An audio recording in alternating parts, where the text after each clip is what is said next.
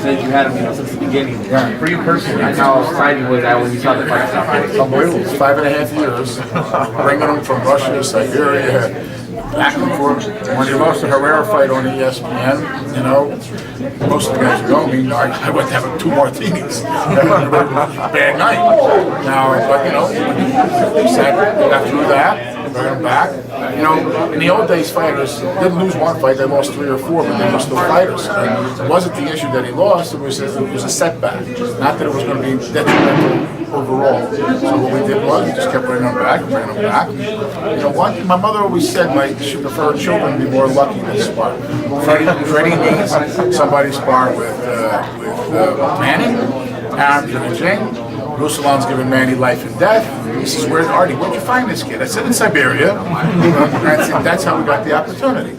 And one thing leads to another. Then Ruslan had to do what he had to do and gave Bradley the fight of his life. What happened is every fighter must win a fight they're not supposed to win. The Provodnikov, you want to start, you're supposed to win a fight you're not supposed to win. Ruslan, we thought he did that with Bradley. He lost the decision, we thought he won, but then he came here in front of 7,000 or 8,000 of Mike's fans, and first time Mike was ever down, I'm told it was the first time he was ever down in his career, as an amateur or pro, and went down twice. So, the answer to your question is a long, drawn-out Italian answer. I'm very happy. It was 5.5 years, and now on the bigger and better things for the kid. What's next for him? Dinner with his mom. And then, I don't know, I'll sit down and figure this out. Do you think that he'll ever fight Pacquiao? Oh, that would be lovely. That would be something nice, Very right? lovely. Pacquiao would be lovely. Bradley, Marquez. That's the Would they fight. fight Pacquiao though? Does they train together? I believe that can be worked out. Yes. Yeah, it's called the arrangements of, working things out. Yes. Artie, one last question. I'm sorry. How did your relationship with Bob Arum actually, because you seem to have a great working relationship with Top Rank at HBO. Well, I know him for 30 years.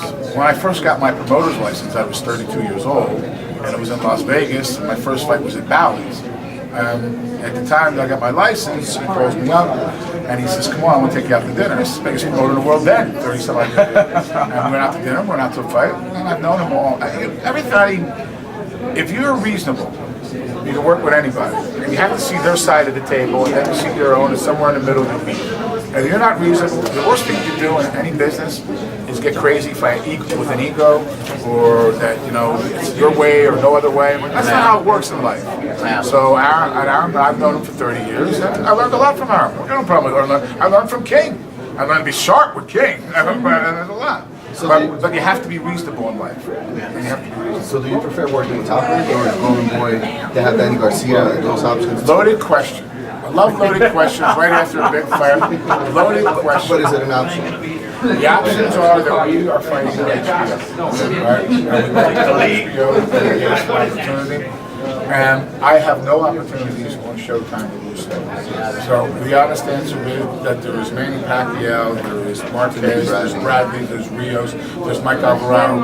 It's like when during the 70s and the 80s when Leonard and Hearns and Duran and Hagler and Roldan were all around at the same time. They're all fighting each other. Well, these men happen to be on HBO. And that's where we're at. And Ruslan is in the mix. Yeah, the losers make good fight. We lost the last fight. Right? We lost the last fight. Now, whatever fight that comes in now, Marquez, he just lost. it's a terrific fight. You never know how it plays out. But when you have very good athletes willing to fight, then you fight them in a pool of different fights. There's no loser. Right? We weren't a loser when we lost to Bradley. Now we get Mike Alvarado. Mike Alvarado lost to us. He'll get somebody else. So he'll either get us, he'll get Marquez. There's no shame in this love. Or Rios. No shame. Do you feel that with all of these great wars that the networks are really investing in, do you feel that boxing is on its way to becoming a mainstream commodity again? Boxing is the #2 sport in the world, some type of combat sport. In the United States, the premier sport is American football. But boxing is the highest pay-per-view sport anywhere in the world, whether it's at UFC or MMA or anything else. So good fights like this only helps the industry. That's right. And the right outcome with the officials only helps the industry. It's all good things. So I don't have all those kind of answers. But good fights and good decisions is good. Can't hurt. Do you feel like the industry was struggling?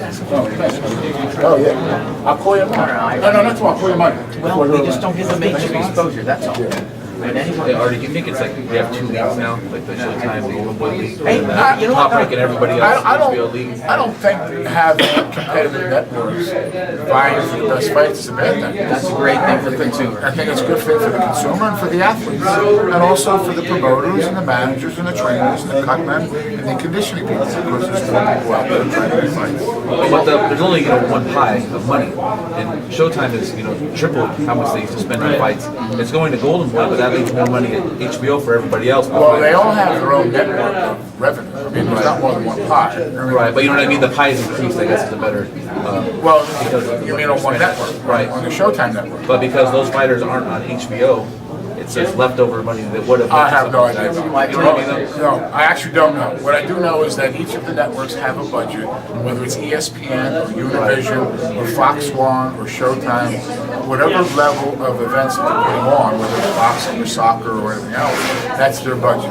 Now, if HBO's budget is X and Showtime's budget is Y, I mean, that's something their executives decide. But just more money in total is better for everybody involved in boxing. As long as there's competing networks, that's what's better. That's what's better.